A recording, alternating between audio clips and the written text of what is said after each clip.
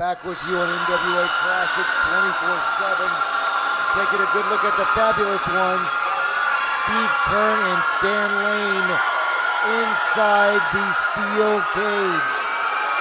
Waiting now for their opponents to enter the ring. A cage match, of course, is the culmination of a grudge match between two wrestlers, or in this case, two teams. And the fabulous ones, Stanley Lane and Steve Kern, are patiently waiting for the Guerrero brothers. Hector and Chavo Guerrero. There you see Hector Guerrero making his entrance over the top of the cage. Now let's listen to the commentary from the legendary Paul Box.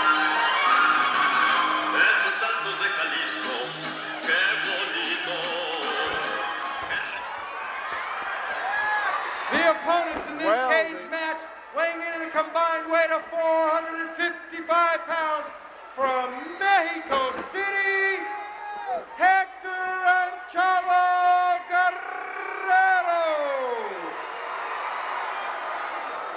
Well, up in the ring, we've got all four men battling inside a steel cage that has just been erected here for this final event at the Sam Houston Coliseum. You're looking at Chavo Guerrero as he is slammed into that corner and then attacked by Steve Kern. And Stan Lane has just moved over to take Hector Guerrero down to the canvas, and the battle is joined. That's Hector on his knees, and here is Kern into start throwing wallops at him, and you can see that this man knows how to pound the guy into the mat. So Hector's in trouble, Chavo is in trouble, and right now, with all four in that ring again, you have not the elements of a tag match, but you have a team match with a cooperation. Now we have a tag event forming as one of the Fabs goes on the outside, and now he's back in again. And there's a quick switch, and there is an exchange on the far side in the white trunks. And the black trunks rather is Chavo Guerrero. The white trunks, we have white trunks. We have Chavo Guerrero, and it's Hector in the black trunks. We'll get them straightened out, no question about it. And here with the team from Mexico taking the punishment, the fabulous ones lean in there with plenty and start blasting away at the opposition. And so far in this battle, the team of the Guerrero brothers has not been able to get a solid streak going. And off that top rope comes Stan Lane to crash into Chavo Guerrero. Chavo, former world's junior heavyweight champion, son of a man who held the middleweight championship and the light heavyweight championship of the world, Guerrero. These fellows have a lot of wrestling in their background. And with Chavo stuck up against that fence, he is in trouble. He's getting advice, but that is all the help that he's getting. But you can see now as Chavo starts to respond. The fence has done its work on both Chavo and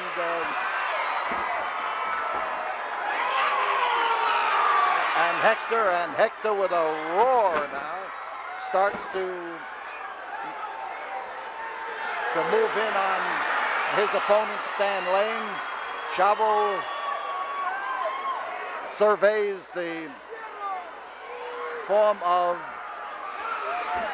Steve Kern and then decides he's going to pound him into that fence if he gets the opportunity, and opportunity he got. And the fence again is taking its toll as the Fab, Stan Lane, starts to get a flow of blood from the top of his head, where it was just rammed into the steel fence. The fence is, of course, not primarily intended as a missile. It is a means of keeping the 4 men in the ring, a means of keeping the fans in their seats, and this hot exchange from one to the other has turned in favor of the Mexican team, and it looks like Steve Kern is making his way out of the ring and over the top rope. Well, he'll need to. So the battle goes on the top of the rope here as Chavo Guerrero hangs on to.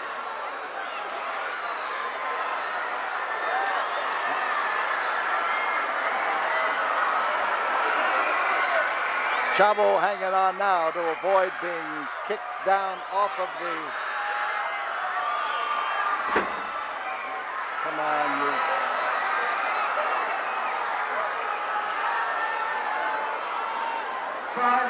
Now stuck on the top of the rope is Chavo. His brother is off through the short space between the edge of the ring and the fence. And Chavo catches a bad wallop and it doubles him up. He has burned Steve Kern's temper to a sharp and hot edge. And now as Steve pounds on top of him and tries to pin his shoulders down to the mat, we can see, well, on the outside, Stan Lane is trying to keep Hector Guerrero out of the ring.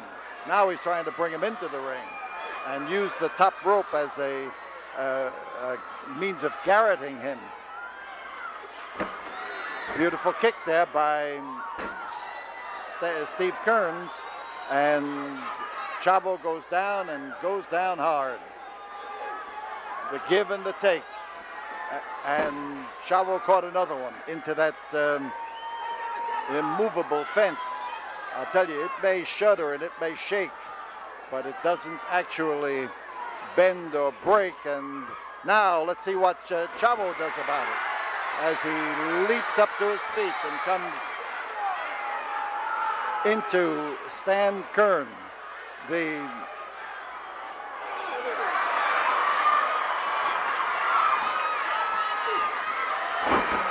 toss over that back is a weapon that can be used and used again and again. And this time as Chavo Guerrero goes after Kearns, he caught him and he let him have it. Now he's going to try to keep Kearns from, it looks like Kearns wants to go out of the ring by way of the fence.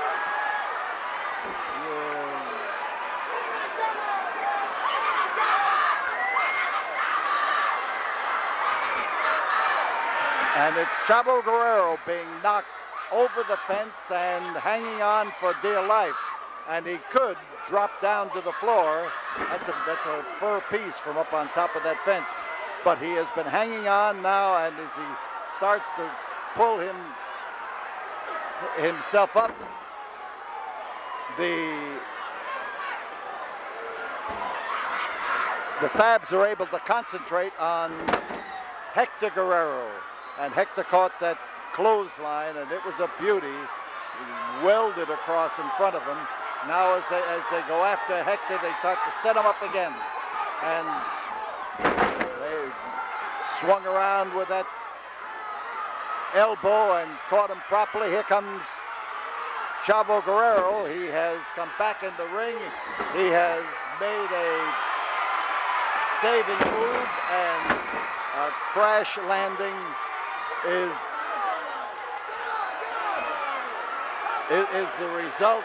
Here comes a pile driver, and they just dropped Steve Kern on his head.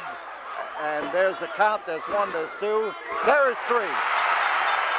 The swift count of 3 as that reinforced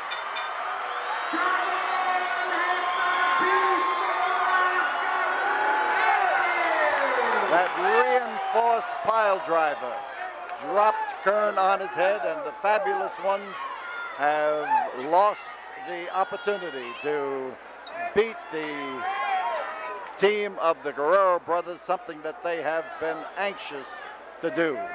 So on the outside go the Guerrero brothers, and one man still out and out cold up in the ring.